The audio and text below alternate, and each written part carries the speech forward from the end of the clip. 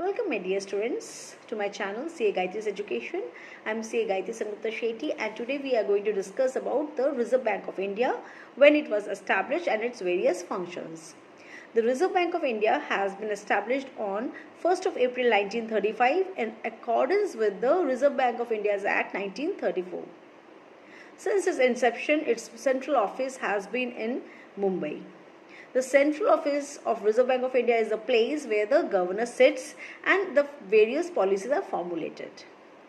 Prior, the Reserve Bank of India was privately owned, but after nationalization in 1949, it is fully owned by Government of India. Now we will discuss about the central board. What is central board and the local boards?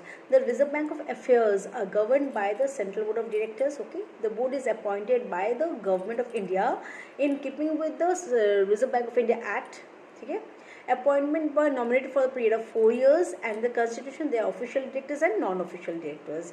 The official directors are full-time directors. The governor, it consists of the governor and not more than 4 deputy governors, and then we have the non-official directors nominated by the government 10 directors from the various fields. ठीक है, various fields and 1 government official. Others जो होंगे वो होंगे क्या, 4 directors, 1 from each local boards. Function इनका क्या function है सेंट्रल बोर्ड का? जनरल सुपरिंटेंडेंस, उनका काम है general superintendence and directions of the banks affairs. Then we will discuss about the local boards, one each for the different regions, one for Kolkata, one for Chennai, one for Mumbai and the other for New Delhi. And all these boards consist of 5 members and all have been appointed by the central government for a term of 4 years. What are the functions? There are 2 functions mainly to perform: to advise the central board on local matters. Okay, local matters concerned, they will advise, and to represent the indigenous, territorial and the indigenous banks matters. Economic interest जो indigenous banks का है उनके बारे वो central board को advise करेंगे. And the second, to all carry out all the functions as has been delegated by the central board from time to time. These are the 2 functions of the local boards. Now let us discuss the functions of the RBI one by one. Number 1, we have 3 types of functions. One is the traditional functions, then we have the promotional functions, and then we have the supervisory functions. For the traditional functions, let's start. Number 1 for traditional functions is the monopoly in currency notes issue. Second, banker to the government, both state government as well as the central government. And then the third one is it is the advisor and agent to the government. Okay, banker to the banker. Number 4. Number 5, lender of last resort. Number 6, it helps in acts as a clearing house of the country. Okay, clearing house for the country we can say. And then we have custodian of the foreign exchange reserve. Number 7. Number 8, we can say it is maintaining the external value of domestic currency. Number 9, ensures the internal value of the currency, right? Then we have number 10, publishes the economic statistical data. And number 12 is the point that it helps in the fights against the economic crisis and it helps maintaining the stability in economic condition of the country, Indian economy. Of the RBI. The promotional functions, first of all, the promotion of the banking habit, number 1. Number 2, expansion of the banking system.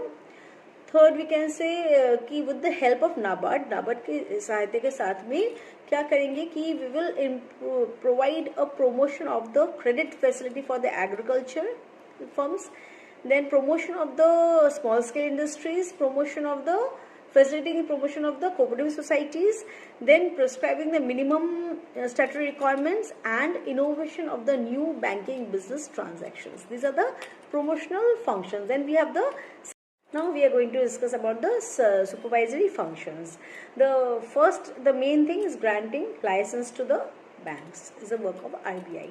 Okay, we say RBI is the head of all banks. Why? Because it has the power of supervisory function of granting license to banks. First. Second, we can say inspects and makes inquiry into the matters to determine the position in respect of any matter. Okay, जो concern है matter under various sections of the RBI and the banking regulations. Implement deposit you can say deposit insurance scheme. Then we have the third case, periodical review of the working of all the commercial banks and also giving directives to the commercial banks on how to do, what to do in any various situations. then control of the non-banking finance corporations, and establishing of health of the financial position or system through on-site and off-site verification. And then we can say all these things, so we can say all these things commercial banks को पूरा working कैसे हो रहा है उनका, उनके commercial banks के क्या उनको करना चाहिए, एनी डायरेक्शन भी उनको दिया जाएगा. RBI will be providing directions, license दे रहे हैं, and all this matters as a whole we can say RBI is head of all the banks. Indian economy को संभाल रहा है, protection to the Indian economy, and it is that's why it is considered as the head of all the banks.